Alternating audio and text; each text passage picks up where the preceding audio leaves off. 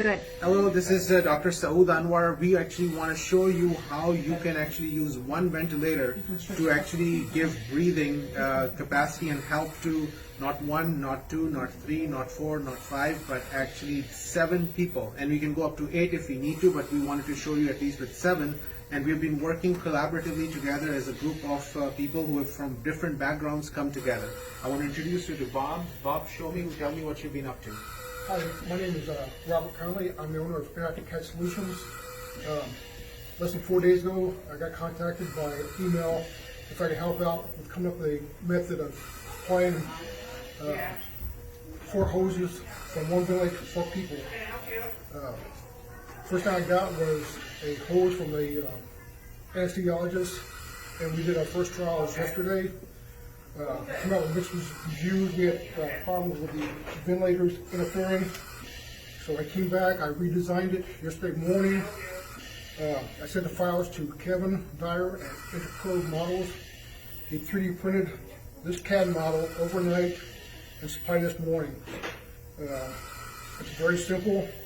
Has 4 filters with a coupling that goes directly to the ventilator. There's no issues with interference between the round filter or the square ones. Good. So with this concept, what we've been able to do is this actually goes inside the inhalation as well as the exhalation part of the ventilator. And then these are the filters which can come together. This actually has 4 options. So the patient can we can have 4 connectors with one ventilator, and each connector can further be divided into 2 or more branches if we need to. Here we have Marvin. Marvin is a respiratory therapist, my star. You've seen him before do the good work.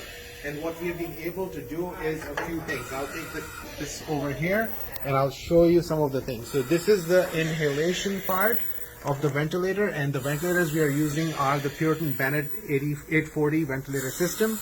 And we actually have that same thing connected on the inhalation part. This is actually now, if you look, we have the 4 branches, and one of those we actually have put a T-piece and then divided it into 2 pieces. And then each 2 of them are divided into 2 more. So this one outlet is equal to 4, and then 5, 6, 7 patients are connected to this. And then on the exhalation part, again, the similar thing, we have a different color for this so that we can separate them out. This is again the filters that we have placed in. Again, you're seeing the T-pieces that we have connected with 2 extra ones and 2 on this side. And then we move forward and then see that there are 3 others that are connected to this. So when you step back, you see all of these different tubes, which are truly confusing, but actually there's a method to this madness. And that method is allowing for us to be able to currently ventilate 1, 2, 3, 4, 5, 6, and 7 patients. And we could potentially get another one and more so if we needed to. And here's the way to do this. What we have done is, and this is for the pressure control mode, and the inspiratory pressure we have kept at 25. With the inspiratory pressure of 25, we are actually getting a tidal volume of 3,241. Now that number scares you, but you have to divide that by 7, and it comes down to 470 or 450 something, which is exactly what you would want on these patients. So inspiratory pressure of 25 that you set up, and then we are obviously using 21% because we don't want to waste the oxygen in the hospital. And we put a PEEP of 10, and we can go up on the PEEP more so. But each one of these patients are getting a volume based on the exact settings that we have set up, and we are using the pressure control ventilator. And with this mindset, with this strategy, we can actually do ventilation for 7 at this time, but far more.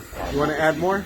Nope, that is it. It's just a concept that works in a simulation, and if it comes down to mass casualties, this is a concept that I believe can be tried in the field if need be to have a clinical trial. Good. Concept works.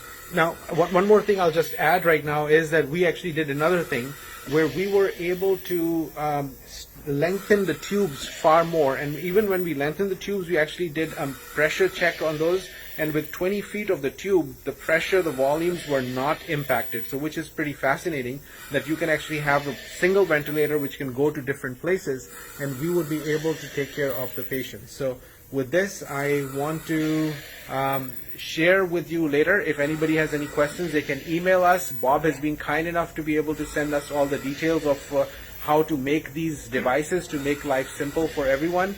And please, if you have any questions, reach out to us, and we should be able to help you save more lives.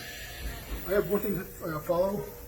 The files to be 3D printed are open source, so anybody that emails me at bob@intcadsol.com can have a free model for 3D printing. Perfect. Thank you. Thank you. All right. Thank you, everyone. Stay well.